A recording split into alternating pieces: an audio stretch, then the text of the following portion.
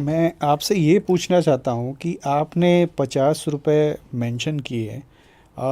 समझिए कि अगर मेरी कंपनी है 10-12 लोग की कंपनी और पर हेड में 50 रुपये, यानी महीने का मैं 500 रुपये 500 रुपये हो गए और खर्च क्या, कर रहा हूँ, बिल्कुल, हाँ और बिल्कुल। सालाना शायद 6,000 रुपये लगेंगे अगर। सालाना 6,000 रुपये हो गए हाँ, जी।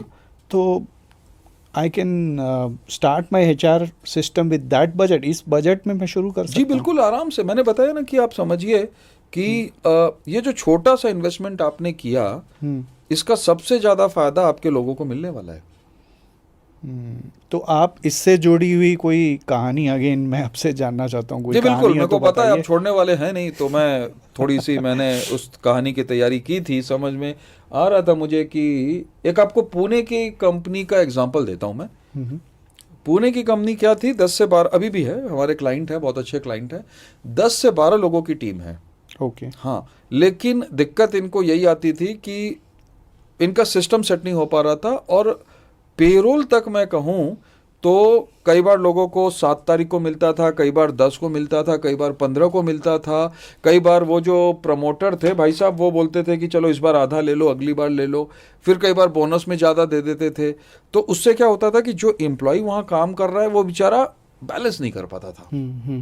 भाई उसके खर्चे तो फिक्स हैं, उसको रेंट समय पे देना है, उसको जो भी खर्चे हैं, घरेलू खर्चे हैं, वो तो रुकेंगे नहीं।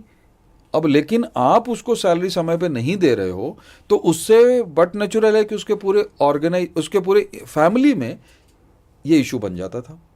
हमने बोला भाई एक काम करिए, अब आप ये जो मैंने बताया ना आपको 50 रुपये पर एम्प्लॉय पर मंथ वाला एक छोटा सा सॉफ्टवेयर है इस तरीके के, हालांकि 3,000 सॉफ्टवेयर इस समय इंडिया में चल रहे हैं। 3,000? 3,000 सॉफ्टवेयर चल रहे हैं, छोटे छोटे तरीके से इसे जी। हम HR टेक बोल सकते हाँ हैं। बिल्कुल, HR टेक कहते हैं इसको। अब जैसे मतलब आप समझ लीजिए कि जोहो हो गया, केका हो गया, HR1 हो गया, बहुत सारे बहुत सारे। लेकिन यहाँ क्या है कि ये अगर आपने टेक्नोलॉजी का सहयोग ले लिया, सहयोग, प्रयोग नहीं, सहयोग, तो जब आप टेक्नोलॉजी का सहयोग ले लेते हैं तो उससे क्या होता है कि आपकी सारी चीजें एक एक करके सिस्टमेटिक होती जाती हैं। अब ये जो हमारे भाई साहब पुणे के ऑर्गेनाइजेशन ओनर थे, इन्होंने इस चीज को फॉलो किया। ओके। पेरोल सिस्टम इनका दुरुस्त हो गया, पहली चीज।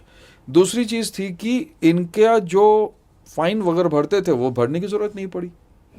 और तीसरा जो सबसे इंपॉर्टेंट काम था, किसी को कभी बैंक लोन लेना है, किसी को बाइक का लोन लेना है, भाई अब छोटे छोटे एम्प्लॉयज हैं, कभी किसी को बाइक की ज़रूरत पड़ती है, कभी उनको पर्सनल लोन लेने की ज़रूरत पड़ती है, तो उनको सैलरी स्लिप दिखानी पड़ती है।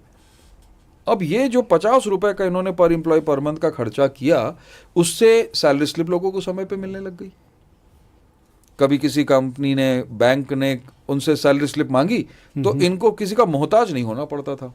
हाँ, एक और चीज़ ये है कि अगर कहीं किसी की सैलरी कट हुई तो वो भी उसी सैलरी स्लिप में लिखा जाती थी। तो उसका फ़ायदा क्या होता था कि उनको लगता था कि भाई चलो ठीक है, कट हुई है, लेकिन उसका रीज़न हमें पता लगे। नहीं तो पहले क्या होता था कि मैं अकाउंट्स के पास जाऊं, मैं HR के पास जाऊं, या मैं जाके सीधे से लोग प्रोपराइटर जो थे, डायरेक्टर थे, उन्हीं के भाई साहब के यहाँ पहुँच जाते थे, सर मेरी सैलरी इतनी कट हो गई है, बताओ मैं क्या करूँ। तो ये जो छोटा सा इन्वेस्टमेंट इन्होंने किया, उसकी वजह से चीज़ें काफ़ी बदलाव आ गई उसके अंदर। और आज हमारे क्लाइंट हैं, और समझ लीजिए कि काफ़ी खुश क्लाइंट हैं हमारे।